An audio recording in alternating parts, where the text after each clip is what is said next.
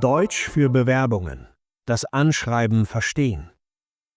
Hallo und herzlich willkommen zu einer neuen Podcast-Folge unserer Serie Sicher bewerben in Deutschland. Es freut mich sehr, dass du heute wieder dabei bist. Dass du dir die Zeit nimmst, zuzuhören, zeigt, dass du es ernst meinst mit deinem Weg in Deutschland. Bevor wir heute in die Tiefe gehen, möchte ich dir einen ganz persönlichen Rat geben. Diese Podcast-Folge ist mehr als nur ein Audiotext. Sie ist ein Werkzeug für dein Gehirn. Ich empfehle dir, diese Folge auf 3 verschiedene Arten zu nutzen, um den maximalen Erfolg zu erzielen. Erstens, hör einfach nur zu. Mach es dir bequem, gehe spazieren oder fahr mit dem Bus. Lass die Melodie der deutschen Sprache auf dich wirken. Dein Gehirn lernt Rhythmus und Klang, auch wenn du nicht jedes einzelne Wort sofort verstehst. Zweitens, nutze das Shadowing. Das ist eine Technik, bei der du versuchst, meine Sätze fast gleichzeitig mit mir laut auszusprechen. Achte auf meine Betonung und meine Pausen. Das trainiert deine Aussprache und baut Hemmungen ab. Drittens, schreib aktiv mit.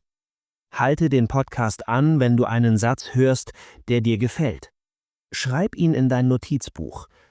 Wenn du hörst, siehst und schreibst, aktivierst du verschiedene Bereiche in deinem Gehirn. Das ist das Geheimnis für langfristiges Lernen. Lass diesen Gedanken kurz wirken. Heute sprechen wir über das Anschreiben. In der ersten Episode haben wir über den Prozess als Ganzes gesprochen. Heute gehen wir einen Schritt weiter. Wir sprechen über den Teil der Bewerbung, der bei vielen Menschen ein ganz besonderes Gefühl auslöst. Eine Mischung aus Unsicherheit, Zweifel und manchmal sogar ein bisschen Angst. Aber ich möchte dir gleich zu Beginn etwas Wichtiges sagen. Du bist mit diesen Gefühlen nicht allein. Fast jeder Mensch, auch viele Muttersprachler, empfindet das Anschreiben als schwierig. Nicht, weil die Grammatik so unmöglich ist, sondern weil man sich selbst beschreiben muss. Und das ist für niemanden einfach. Heute nehmen wir dieser Aufgabe den Schrecken. Wir schauen uns an, wie ein Anschreiben logisch aufgebaut ist und welche Wörter dir helfen, ruhig und professionell zu wirken. Beginnen wir mit der grundlegenden Frage.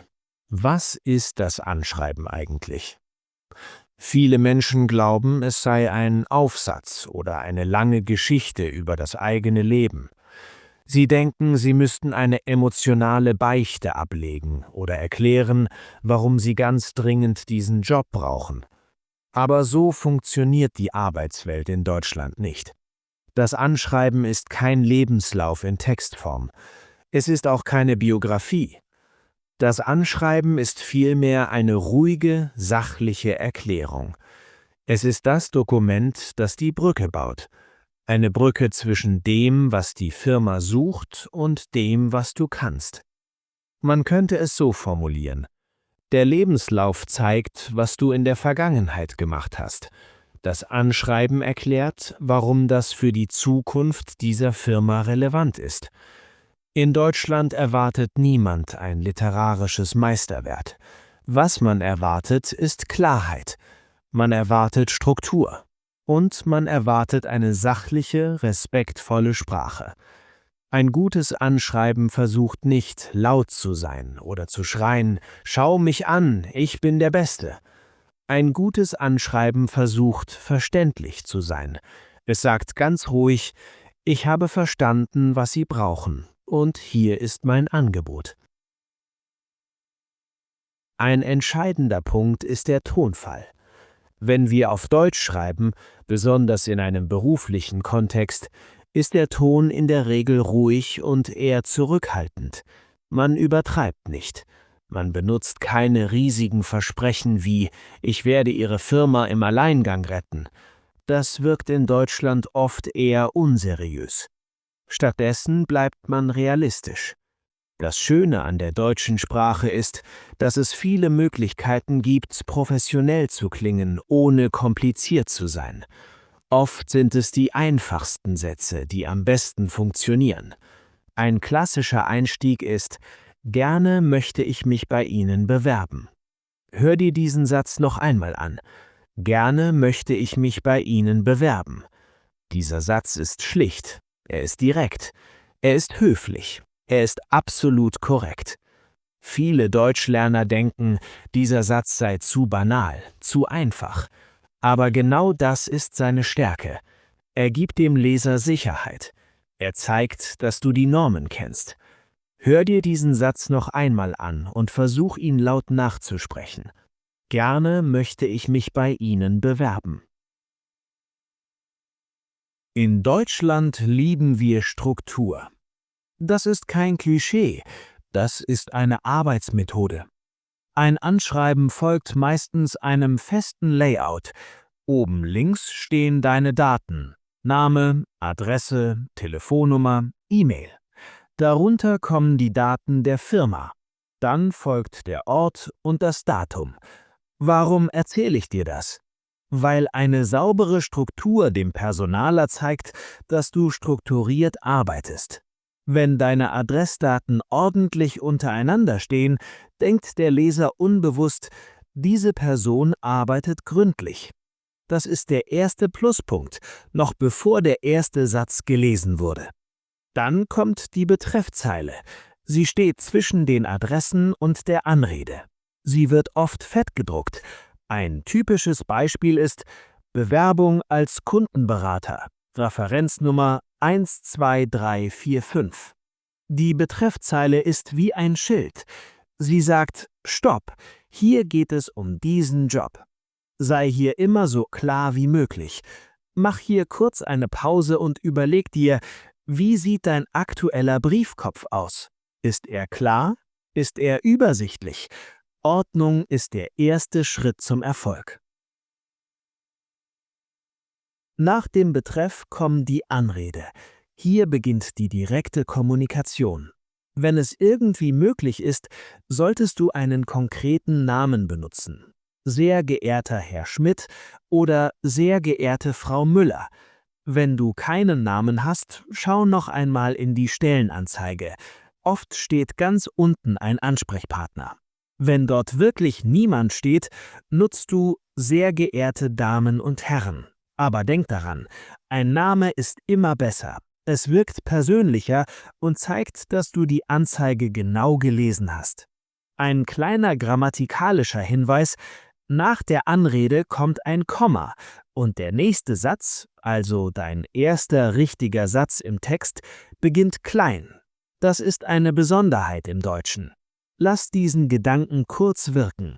Ein Komma und dann geht es klein weiter. Es ist eine kleine Regel, aber sie zeigt, dass du die deutsche Korrespondenz beherrschst.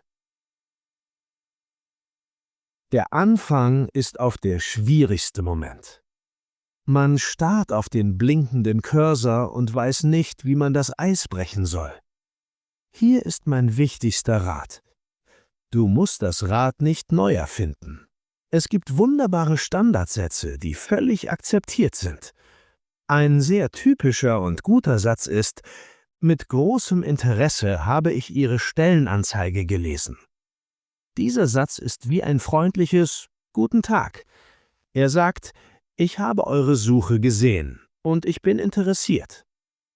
Ein anderer Weg ist: Hiermit bewerbe ich mich um die ausgeschriebene Stelle als. Dieser Satz ist sehr direkt, sehr klar. Manche finden ihn altmodisch, aber in vielen Branchen, wie im Handwerk oder in der Produktion, ist diese Klarheit sehr willkommen. Wichtig ist nicht, dass du besonders originell bist. Wichtig ist, dass du anfängst. Wichtig ist, dass der erste Satz fehlerfrei und höflich ist. Hör dir diesen Satz noch einmal an. Mit großem Interesse habe ich Ihre Stellenanzeige gelesen. Nachdem du Guten Tag gesagt hast, kommt der Teil mit der Motivation. Der Arbeitgeber möchte verstehen: Warum willst du zu uns? Warum nicht zur Konkurrenz? Du musst hier nicht lügen oder sagen, dass es dein Kindheitstraum war, in einer Fabrik für Schrauben zu arbeiten. Bleib sachlich. Eine gute Erklärung könnte sein: Die ausgeschriebene Stelle entspricht meiner bisherigen beruflichen Erfahrung. Das ist ein ruhiger Satz. Er sagt: Ich kann das, was ihr sucht. Oder du sagst: Ich sehe in dieser Position eine hervorragende Möglichkeit, meine Kenntnisse im Bereich XY weiter zu vertiefen. Das Wort vertiefen ist ein sehr schönes Wort. Es bedeutet, dass du schon etwas kannst, aber noch besser werden willst. Das signalisiert Lernbereitschaft. Und Lernbereitschaft ist eine der wichtigsten Eigenschaften, die ein neuer Mitarbeiter haben kann. Mach hier kurz eine Pause. Was ist dein Grund für die Bewerbung? Ist es die Nähe zum Wohnort? Ist es die Größe der Firma? Such dir einen sachlichen Grund und formuliere ihn ganz einfach. Jetzt kommen wir zum Hauptteil. Du musst über dich selbst sprechen. Für viele Menschen fühlt sich das wie Angeben an. Aber im deutschen Anschreiben geht es nicht um Stolz, sondern um Fakten. Ein sehr nützliches Verb ist hier mitbringen. Wir benutzen es nicht nur für Pizza oder Geschenke, sondern auch für Fähigkeiten. Du sagst zum Beispiel: Ich bringe mehrjährige Erfahrung in der Logistik mit. Oder: Ich bringe fundierte Kenntnisse in der Metallverarbeitung mit.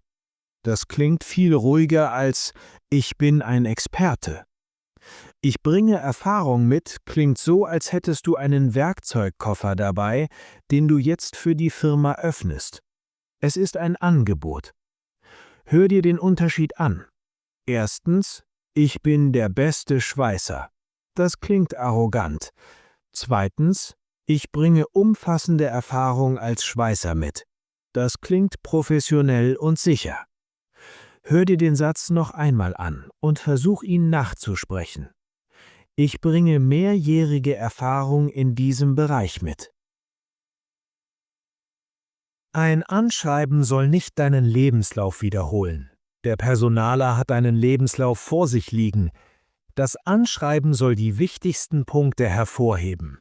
Du wählst aus. Ein wichtiger Satz ist hier: Meine Qualifikationen entsprechen den Anforderungen der Stelle. Das Wort Anforderungen kommt aus der Stellenanzeige. Wenn du dieses Wort benutzt, zeigst du: Ich habe verstanden, was ihr braucht. Du kannst auch sagen: Besonders meine Kenntnisse in der Lagerverwaltung halte ich für relevant. Das Wort relevant ist eines der wichtigsten Wörter in einer deutschen Bewerbung. Es bedeutet passend, wichtig, sinnvoll. Du zeigst damit, dass du mitdenkst. Du bietest nicht alles an, sondern genau das, was für diesen Job wichtig ist.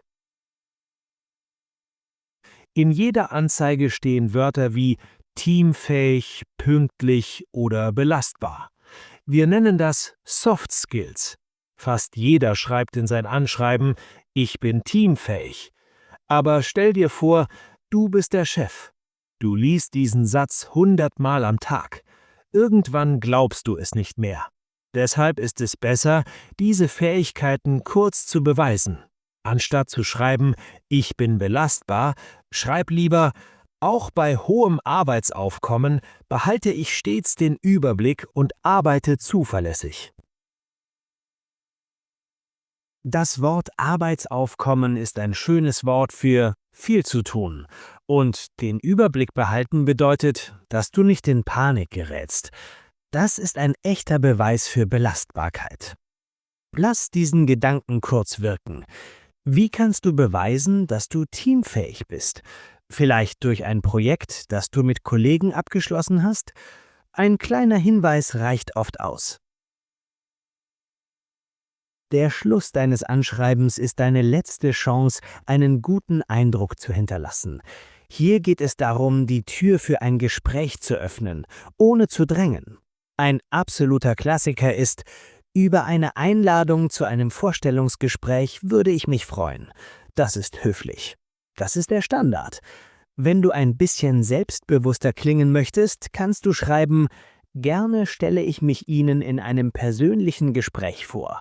Oder noch direkter: Über die Einladung zu einem persönlichen Gespräch freue ich mich sehr. Merkst du den Unterschied? Ich würde mich freuen ist ein bisschen vorsichtiger. Ich freue mich ist direkter. Beides ist okay. Wähle das, womit du dich wohlfühlst. Zum Schluss kommt die Grußformel. Mit freundlichen Grüßen. Keine lockeren Sprüche, keine komplizierten Abschiede. Einfach nur mit freundlichen Grüßen. Das ist wie ein sauberer Schlussstrich unter einem guten Dokument. Warum machen Menschen Fehler im Anschreiben? Meistens nicht aus Unwissenheit, sondern aus Unsicherheit. Man möchte besonders schlau klingen und baut Sätze, die so lang sind, dass man am Ende nicht mehr weiß, wie sie angefangen haben. In Deutschland gilt, Einfachheit ist eine Tugend. Wenn ein Satz für dich selbst beim Lesen schwer ist, dann ist er es für den Personaler auch. Benutze klare Hauptsätze. Ein Punkt ist oft besser als ein Komma. Ein weiterer Fehler ist es, zu viel über die eigene Not zu schreiben. Sätze wie „Ich brauche den Job dringend, weil ich Rechnungen bezahlen muss“, gehören nicht in ein Anschreiben. Ein Anschreiben ist ein geschäftliches Dokument. Bleib bei deinen Fähigkeiten und dem Nutzen für die Firma. Vielleicht fragst du dich jetzt am Ende dieser Folge, warum ist es so wichtig, das alles als Podcast zu hören? Kann ich nicht einfach eine Vorlage aus dem Internet kopieren? Natürlich kannst du das, aber Sprache ist zuerst Klang. Wenn du diese Sätze immer wieder hörst, gewöhnst du dich an ihren Rhythmus. Du gewöhnst dich an den Tonfall der deutschen Arbeitswelt. Wenn du später selbst vor deinem Computer sitzt und ein Anschreiben schreibst, wirst du dich an diesen Klang erinnern. Du wirst merken, dass die Wörter mitbringen, relevant oder Eintrittstermin plötzlich ganz natürlich in deinen Kopf kommen. Hören ist die Basis für das Sprechen und Schreiben. Je öfter du diese Folge hörst, desto mehr wird dieser professionelle Ton ein Teil deines eigenen Wortschatzes. Mach hier noch einmal eine kurze Pause. Atme tief durch. Du hast heute sehr viel über die Logik und die Sprache des Anschreibens gelernt. Es ist völlig in Ordnung, wenn du dich noch nicht bereit fühlst, sofort ein perfektes Dokument zu schreiben. Rom wurde auch nicht an einem Tag gebaut. Lass uns zum Abschluss die wichtigsten Punkte noch einmal zusammenfassen. Erstens, das Anschreiben ist eine Brücke, kein Aufsatz. Zweitens, der Ton ist ruhig und sachlich. Drittens, nutze starke Verben wie mitbringen, einbringen oder vertiefen. Viertens, belege deine Fähigkeiten mit kleinen Beispielen. Fünftens, bleib am Ende höflich und selbstbewusst. Meine Hausaufgabe für dich für diese Woche: Such dir eine Stellenanzeige aus, die dir gefällt. Schreib nur den ersten Satz und den Satz über deine Erfahrung auf ein Blatt Papier. Nur 2 Sätze. Achte darauf, dass sie ruhig und klar klingen. In der nächsten Folge werden wir den nächsten großen Schritt machen. Wir verlassen das Papier und gehen in die Praxis. Wir sprechen darüber, wie ein Vorstellungsgespräch abläuft. Welche Fragen werden gestellt? Wie reagierst du, wenn du eine Frage nicht verstehst? Und wie kannst du deine Nervosität durch die richtige Sprache besiegen? Die nächste Folge heißt Das Vorstellungsgespräch hören und verstehen. Vielen Dank, dass du heute dabei warst. Hör dir diese Podcast-Folge ruhig noch einmal an, vielleicht morgen früh nach dem Aufstehen oder auf dem Weg zur Arbeit. Mit jedem Mal wirst du ein Stück sicherer. Ich wünsche dir viel Erfolg bei deinen Bewerbungen. Bleib motiviert, bleib dran. Wir hören uns in der nächsten Folge. Bis bald und alles Gute.